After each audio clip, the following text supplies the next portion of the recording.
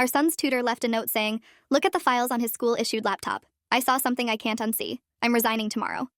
I found the envelope taped to our front door when I got home from work on a Thursday afternoon in October. My name was handwritten on the front in Kimberly's neat script, and the envelope was sealed with 2 pieces of tape as though she'd wanted to make absolutely certain no one else would open it. Inside was a single sheet of notebook paper with those 2 sentences written in the center, dated with today's date and a timestamp of 2:45 p.m., about 3 hours ago. No signature, no explanation, just that cryptic warning and the announcement that she was quitting. Kimberly had been tutoring our 13-year-old son Ethan in algebra twice a week for the past 4 months, coming to our house every Monday and Thursday afternoon right after school. She was 24, a recent college graduate working on her teaching credential, reliable and professional, and good at explaining concepts Ethan struggled with. I'd never had any concerns about her until this moment, standing in my entryway holding this note that made my stomach clench with undefined dread. I pulled out my phone and called Kimberly's number. It rang 6 times before going to voicemail. I tried again with the same result. I texted her asking what the note meant, what she'd seen, whether Ethan was in danger. The message showed as delivered but not read. My husband David was still at his law office and wouldn't be home for another 2 hours. Ethan was upstairs in his room, probably on his phone or playing video games, his usual after-school routine when he finished homework. I went upstairs and knocked on his door, opening it when he called out permission to enter. He was lying on his bed, scrolling through something on his phone, his school-issued laptop closed on his desk. Ethan looked up with the mild annoyance of a teenager interrupted, asking what I wanted. I asked if anything unusual had happened during his tutoring session with Kimberly today. Ethan shrugged and said no, that they'd worked on quadratic equations and Kimberly had seemed normal. She'd left around 4:30 like always, had said she'd see him next Monday. Nothing weird. I asked if Kimberly had used his laptop during the session or looked at any files on it. Ethan said maybe, that she sometimes pulled up practice problems from educational websites and had him work through them on his screen. He asked why I was asking all these questions, and I said Kimberly had sent a note saying she was resigning but hadn't explained why. Ethan looked surprised but not particularly concerned, saying that was weird but maybe she'd gotten a better job or something. He went back to his phone, clearly done with the conversation. I went to Ethan's desk and opened his laptop, the district-issued Chromebook that all middle school students received at the start of the academic year. The device was managed by the school's IT department, which meant certain administrative controls and monitoring software were installed. Students couldn't install unauthorized apps or visit blocked websites, and the school technically had access to everything stored on the device. I signed into Ethan's account using the password he'd written on a sticky note attached to his desk, a violation of school policy but something most students probably did. The home screen showed his usual arrangement of icons and folders, schoolwork organized by subject, a few games he was allowed to play during free time. I opened his file manager and started looking through directories, searching for anything that might explain Kimberly's note. Most folders contained exactly what I expected: English essays, math worksheets, science projects, history presentations. I checked his downloads folder and found nothing unusual. His browsing history showed educational sites, YouTube videos about gaming, sports scores, nothing alarming. I was about to give up when I noticed a folder labeled systemfiles_backup that had a modified date from 3 weeks ago. The folder name looked official and boring, exactly the kind of thing a student would ignore. I clicked on the folder and found it contained subfolders labeled with alphanumeric codes that meant nothing to me. I opened the first subfolder and saw a list of files with random string names, most of them image files. I clicked on the first image and my screen filled with a photograph that made me slam the laptop shut immediately, my hands shaking, nausea rising in my throat. The image had been child exploitation material, unmistakable and illegal and horrifying. I sat frozen at Ethan's desk, my mind trying to process what I'd just seen while simultaneously refusing to accept it. Why was that on my son's school laptop? Had Ethan downloaded it? Was he looking at this material? Was he involved in something terrible that I'd never suspected? Or had someone else put it there? The folder had been modified 3 weeks ago, and Kimberly had found it today, seen whatever I'd just seen and more. She'd left that note and run because she'd discovered something that implicated my son in a serious crime. I felt physically sick trying to reconcile the child I'd raised with the possibility that he was viewing or distributing illegal content. I called David at his office, my voice shaking as I told him to come home immediately, that there was an emergency with Ethan's laptop. David asked if Ethan was hurt, and I said no one was physically hurt, but he needed to come home now and we'd discuss it when he arrived. He heard the terror in my voice and said he'd leave within 10 minutes. I went back to Ethan's room and told him I needed to talk to him and his father together when David got home, that it was serious and he should stay in his room until then. Ethan looked worried now, asking if he was in trouble, and I said I didn't know yet, but we'd figure it out together. He started to protest, but something in my expression made him stop and nod. I left his room and went downstairs to wait for David, sitting in our living room with Kimberly's note in my hand, trying to think through possibilities and implications. If Ethan had knowingly downloaded that material, we were looking at potential criminal charges for a 13-year-old. If someone else had put it there, who and why? And why on a school-managed device where it could be discovered by IT administrators? David arrived 35 minutes later, rushing through the door with his briefcase still in hand, asking what happened. I handed him Kimberly's note and explained what I'd found on Ethan's laptop. David's face went pale as I described the folder and the images. He asked if I was certain about what I'd seen, and I said yes, absolutely certain, that there was no ambiguity. David sat down heavily on the couch, running his hands through his hair, and said we needed to call the police immediately and report what I'd found. I asked if we should talk to Ethan first, try to understand his involvement before getting authorities involved. David said no, that if there was illegal material on a device in our house, we had a legal obligation to report it, and that trying to investigate ourselves could be seen as obstruction or destroying evidence. As a lawyer, he knew the risks of handling this wrong. We needed to report it, cooperate fully, and let investigators determine what had happened. The thought of calling police on our own son made me feel like I was betraying him, but David was right that we had no choice. If Ethan had done something wrong, there would be consequences. If he was innocent, the investigation would prove that. David called 911 and explained that we'd discovered suspected child exploitation material on our son's school-issued laptop and needed to report it. The dispatcher took our information and said officers would be dispatched immediately. I went upstairs to tell Ethan what was happening. He was still in his room, and when I told him that police were coming because we'd found illegal files on his laptop, his face went from confused to terrified. He insisted he didn't know what I was talking about, that he'd never downloaded anything illegal, that he didn't even know those files were there. I wanted desperately to believe him, but I'd seen the evidence and couldn't ignore it. Ethan started crying, saying he was telling the truth, asking why I thought he'd do something like that. I told him I didn't know what to think, but that police would investigate and we'd all cooperate fully to find the truth. 2 patrol officers arrived 20 minutes later, followed shortly by a detective named Karen Novak, who specialized in cybercrimes involving minors. Detective Novak was in her 40s with a calm, professional demeanor that suggested she'd handled many cases similar to ours. She sat with David and me in our living room while the patrol officers stayed with Ethan in his room, making sure he didn't access any devices or delete anything. Detective Novak asked us to explain how we'd discovered the files. I told her about Kimberly's note, about searching Ethan's laptop and finding the hidden folder, about the image I'd seen before closing it. She asked if I'd looked at any other files or folders after that, and I said no, that I'd immediately closed the laptop and called my husband. Detective Novak said that was the right response. She explained that her team would need to seize Ethan's laptop and any other devices he had access to, including his phone and any tablets or computers in the house. She'd also need to interview Ethan and us separately about our knowledge and involvement. She emphasized that at this point, no one was being accused of a crime, but they needed to conduct a thorough investigation.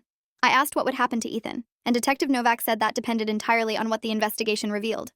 If Ethan had knowingly downloaded or distributed the material, he could face juvenile charges. If the files had been placed there by someone else without his knowledge, he'd be treated as a potential victim. The uncertainty was agonizing. Detective Novak called in a digital forensics team who arrived with equipment to properly preserve and analyze the laptop. They photographed the device, documented chain of custody, and placed it in an evidence bag. I gave Detective Novak Kimberly's note and her contact information. Detective Novak said they'd interview Kimberly as soon as possible to understand what she'd seen and when. She asked if we'd noticed any changes in Ethan's behavior over the past few months, any secrecy about his online activities, any new friends or contacts that concerned us.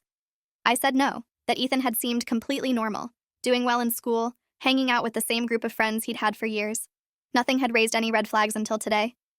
David added that Ethan had never been in any kind of trouble, had always been a good kid who followed rules and took school seriously. Detective Novak nodded and said they'd get to the bottom of this. She interviewed Ethan next, with us present since he was a minor. Ethan was still crying and terrified, but he answered every question clearly. He said he'd never seen those files before today, that he didn't know how they got on his laptop, that he'd never downloaded anything illegal. He used his laptop mostly for schoolwork and occasional approved games during free time. He rarely looked at files outside his main homework folders. Detective Novak asked if anyone else had access to his laptop, and Ethan said only school IT staff who sometimes took devices for updates or repairs. His teachers could access his files remotely through the school management system, and Kimberly had used his laptop during tutoring sessions to pull up practice problems. Detective Novak made detailed notes and said the forensic analysis would show when the files were added, how they got there, and whether anyone had accessed them from Ethan's account. That analysis could take several weeks depending on the complexity of the data. In the meantime, Ethan couldn't have access to any internet-connected devices until investigators were satisfied he wasn't involved in ongoing illegal activity. The restriction felt harsh, but necessary. Before leaving, Detective Novak said she'd be in contact with the school district immediately to inform them about the situation and investigate whether other students' devices might be involved. The fact that this was a school-issued laptop managed by the district IT department meant there could be institutional liability if the files had been placed there through their system. After the police left, the 3 of us sat in our living room in stunned silence. Ethan was still crying, asking us if we believed him that he hadn't done anything wrong. I told him I wanted to believe him, but that we needed to wait for the investigation. David was more direct, telling Ethan that if he was being honest with us, The evidence would prove it. And if he was lying, now was the time to admit it before things got worse. Ethan swore he was telling the truth, and something in his desperation made me want to believe him. That night, I lay awake thinking about everything that had happened. Kimberly had seen something on that laptop that had frightened her enough to quit immediately and leave a cryptic warning instead of calling police herself. Why? Was she scared of being implicated somehow? Did she know more than her note revealed? Detective Novak had said they'd interview her, but I wanted answers now. I kept replaying my brief look at that image, the horror of seeing something so wrong on my son's computer, the immediate assumption that he must be involved. But Ethan's reaction had seemed genuinely confused and scared. If he'd known those files were there, wouldn't he have deleted them or hidden them better? The folder name systemfiles_backup suggested someone had tried to make it look like legitimate technical data that students wouldn't investigate. The next morning, Detective Novak called to say they'd located Kimberly and conducted a preliminary interview. Kimberly had confirmed that she'd discovered the files during the tutoring session when she'd used Ethan's laptop to access practice problems. She'd clicked on the wrong folder by accident and had seen multiple images in the directory. She'd been so disturbed that she'd ended the session early, had gone home and written the note, and had contacted the tutoring agency to resign effective immediately. Detective Novak asked why Kimberly hadn't called police herself, and Kimberly had said she'd panicked and hadn't known if she was legally required to report something she'd seen on someone else's device in their private home. She'd thought warning us and leaving would be enough to ensure we'd handle it. Detective Novak had explained that as a mandated reporter working with children, Kimberly should have reported suspected illegal activity immediately, and her failure to do so could result in penalties. Kimberly had started crying and apologizing, saying she'd been scared and had handled it wrong. She'd provided a detailed statement about what she'd seen and when, which corroborated my own account. More importantly, Kimberly confirmed that Ethan had seemed completely unaware of the files when she'd accidentally opened the folder. He'd asked what she was looking at and why she seemed upset, and she'd closed the laptop quickly and made an excuse about feeling sick. That detail supported Ethan's claim of innocence. If he'd known the files were there, he likely would have panicked when Kimberly opened that folder. Detective Novak said the forensic analysis was underway, and we should have preliminary results within a week. She also said she'd contacted the school district's IT director, a man named Voss, and requested access to their device management system to investigate how the files had been placed on the laptop. The school district's response was immediate and defensive. Principal Dr. Judith Ramsey called me that afternoon expressing concern about Ethan's situation and emphasizing that the school took these matters seriously. She said the district was cooperating fully with the investigation, but that their IT systems were secure and regularly audited. She strongly implied that the files must have been downloaded by Ethan through some loophole in the security system, rather than placed there by anyone with administrative access. I asked if other students' devices were being checked, and Dr. Ramsey said that was up to law enforcement, but she saw no reason to believe this was a systemic issue. The conversation left me frustrated and angry. The school was already positioning themselves to avoid liability, rather than investigating whether their own systems had been compromised. Over the next week, our lives existed in a horrible limbo. Ethan wasn't allowed to return to school while the investigation was active. He stayed home with no internet access, no phone, no connection to his friends who were asking why he was suddenly absent. The school had told other parents that Ethan was dealing with a family emergency, which was technically true but felt like a lie by omission. David took time off work to help manage the situation. I kept working but couldn't focus on anything except waiting for Detective Novak's call with forensic results. The call came 9 days after we'd found the note. Detective Novak asked us to come to the police station for an in-person meeting, and the serious tone of her voice made my stomach drop. David and I drove there in tense silence, both imagining worst-case scenarios. Detective Novak met us in a conference room with FBI agent Russell Grant, whose presence immediately elevated my fear. If the FBI was involved, this was bigger than we'd realized. Agent Grant introduced himself and explained that the forensic analysis of Ethan's laptop had revealed something unexpected and disturbing. The files we'd found weren't downloaded by Ethan or placed there through normal user activity. They'd been uploaded to his device remotely through the school district's IT management system by someone with administrative access. The timestamp on the uploads corresponded to after-hours activity when students wouldn't typically be using their devices. Whoever had placed the files there had administrative credentials that allowed them to access any student device in the district without leaving obvious traces. Agent Grant said this meant Ethan was not a suspect in illegal downloading or distribution. He was a victim whose device had been used without his knowledge or consent. The relief I felt hearing that was overwhelming, but Agent Grant's expression made clear this wasn't good news overall. Agent Grant explained that they'd expanded the investigation to examine the entire school district's IT infrastructure. What they'd found was deeply troubling. The same hidden folder structure existed on approximately 70 student devices across 3 different schools in the district. All folders had been created and populated with illegal material through remote administrative access over the past 8 months. The scale suggested someone within the district IT department had been systematically using student devices as storage for child exploitation material, distributing files across multiple machines to avoid detection. If any single device was flagged, the perpetrator could claim it was an isolated incident of student wrongdoing, rather than part of a coordinated operation. It was a sophisticated scheme that exploited the trust placed in school technology administrators. Detective Novak said they'd identified Stephen Voss, the district IT director, as the primary suspect. Voss had the highest level of administrative access and had been working alone in the IT office during the times when files were uploaded. They'd obtained warrants to search Voss's home and work computers and had found evidence of extensive involvement in child exploitation networks. Voss had been arrested that morning and was being held without bail. The news that a school official had used my son's laptop to store and distribute illegal material made me feel violated and furious. This person had been trusted with managing technology for thousands of students and had exploited that access in the most despicable way possible. I asked what would happen to the other students whose devices had been used, and Agent Grant said they were notifying all affected families and seizing devices for evidence. The school district was cooperating now that criminal charges had been filed, though they were also retaining lawyers to protect themselves from liability. I asked if this meant Ethan was completely cleared, and Detective Novak confirmed yes, that he was a victim, not a perpetrator, and would face no charges. The devices seized from our home would be returned after they'd been forensically cleaned. Ethan could return to school once the district replaced his laptop with a clean device. The relief of knowing my son was innocent mixed with rage at what had been done to him and 70 other children whose devices had been violated by someone who was supposed to protect them. David asked about the timeline for prosecution, and Agent Grant said Voss would face federal charges for production and distribution of child exploitation material, with additional state charges for computer crimes and abuse of his position. We drove home and told Ethan the news. His reaction was immediate tears of relief, saying he'd been terrified we wouldn't believe him, and that he'd somehow be punished for something he didn't do. I hugged him and apologized for doubting him, explaining that the evidence had been confusing until investigators figured out what really happened. David explained that the school's IT director had used Ethan's laptop without permission, that Ethan had been a victim of someone else's crime. Ethan asked if other kids were affected, and we confirmed that yes, many students' devices had been misused the same way. Ethan looked horrified thinking about his classmates going through what he'd experienced. Over the next week, the story broke in local news. The arrest of Stephen Voss on federal child exploitation charges and the revelation that he'd used school district devices to store and distribute illegal material became a major scandal. Parents were outraged that someone in a position of trust had violated their children's devices. The school district faced intense criticism for not having better oversight and monitoring of IT administrators. Dr. Ramsey gave a press conference apologizing to affected families and promising immediate policy changes, though her statement felt more focused on liability management than genuine accountability. The FBI's investigation expanded as they analyzed the full extent of Voss's criminal network. He'd been involved in international child exploitation rings for over a decade, using his position at the school district to access technology and hide his activities. The student devices had been part of a distribution system where Voss stored files temporarily on multiple machines before moving them to buyers. The scheme had worked because no single device contained enough evidence to trigger automated detection systems, and students wouldn't typically investigate system folders with technical-sounding names. Voss had counted on the assumption that if files were discovered, the student users would be blamed rather than the administrator who'd placed them there.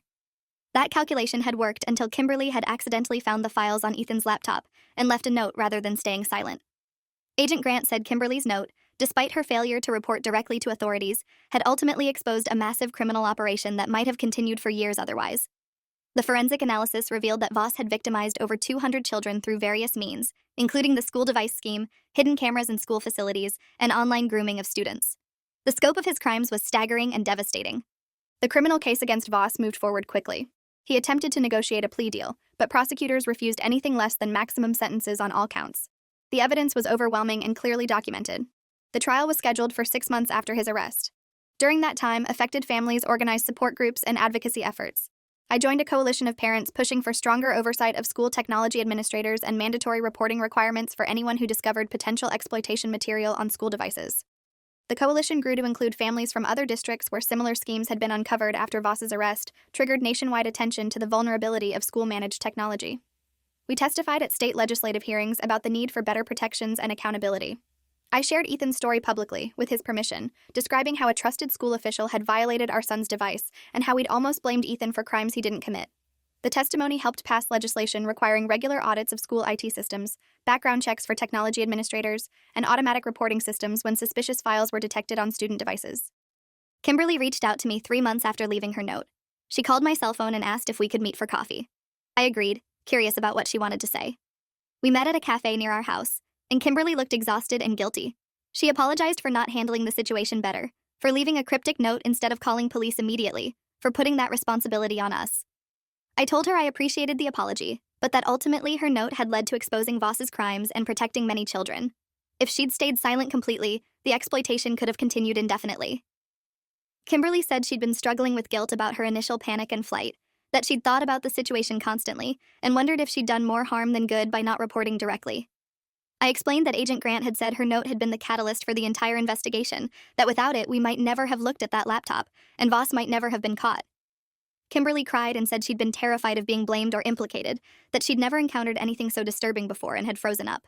She'd left the note as a compromise between staying silent and calling police herself, hoping we'd handle it appropriately.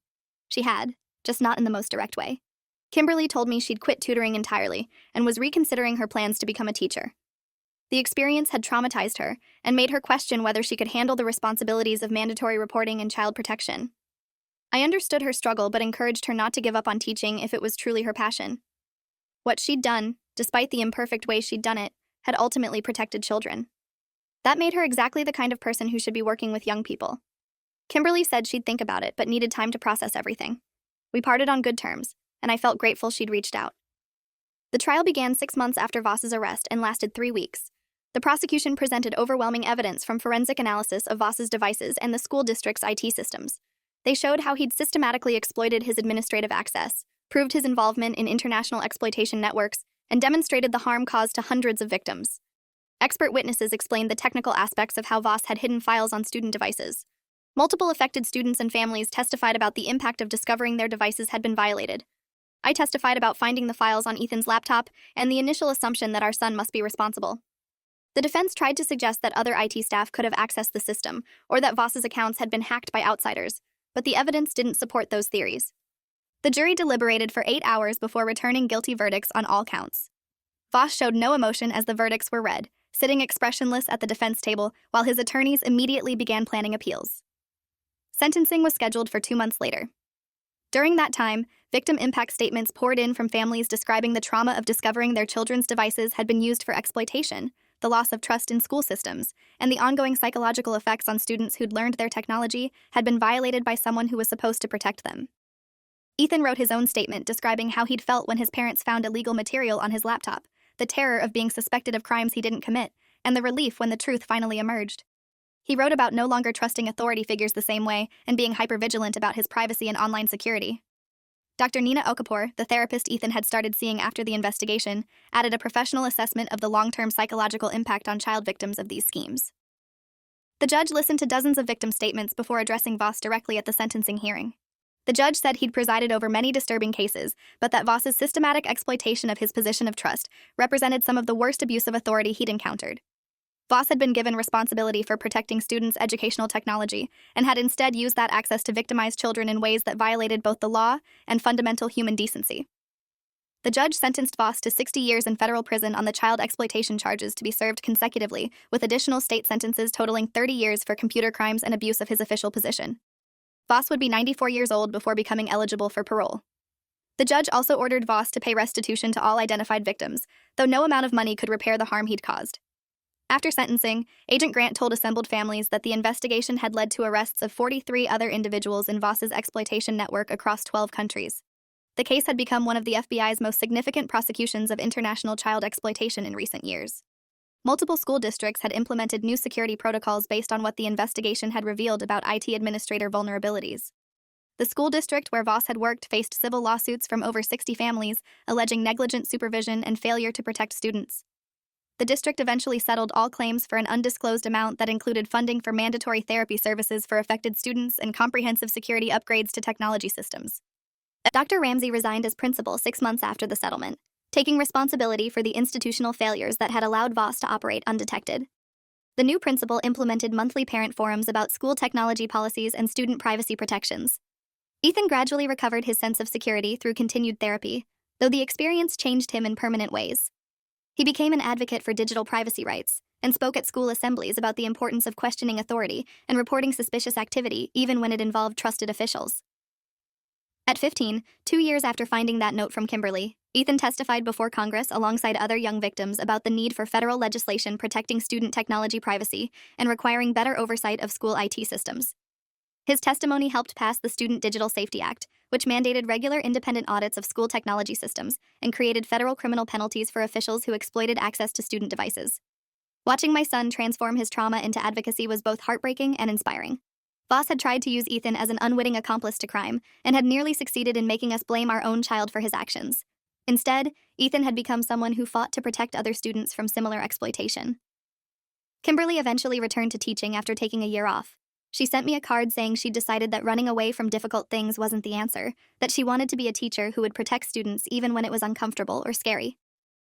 3 years after leaving that note taped to our door, Kimberly was teaching middle school English in a different district and serving as her school's liaison for technology safety education. The note she'd left had felt inadequate and frightening at the time, but it had ultimately saved 70 children from ongoing exploitation and exposed a criminal network that had victimized hundreds more. Sometimes doing the right thing looks messy and imperfect, but it matters anyway. Thanks for watching till the end. Make sure to subscribe and like to not miss the next story.